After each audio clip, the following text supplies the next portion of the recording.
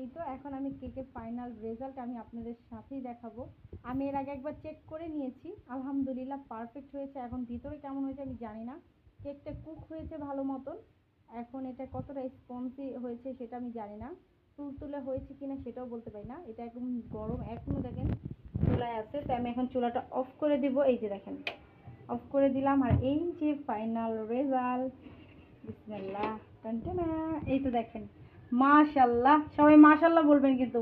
এই যে সাইডে যাচ্ছিল ওটা একটু পুড়ে গেছে, ওটা সমস্যা নাই, ওইটা এক্সট্রা।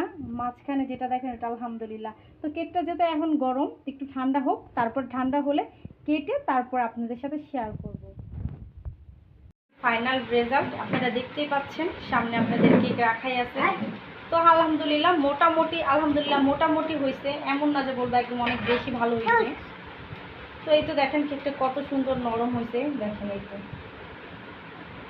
তো এখন একটু গরম আছে, তারপর হালকা ঠান্ডা হলে আরও বেশি নরম হয়ে যাবে। তো একটু কেক কেটে আপনাদের সাথে শেয়ার করছি।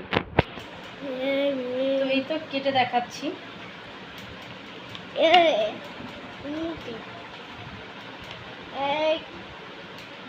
বিসমিল্লাহ।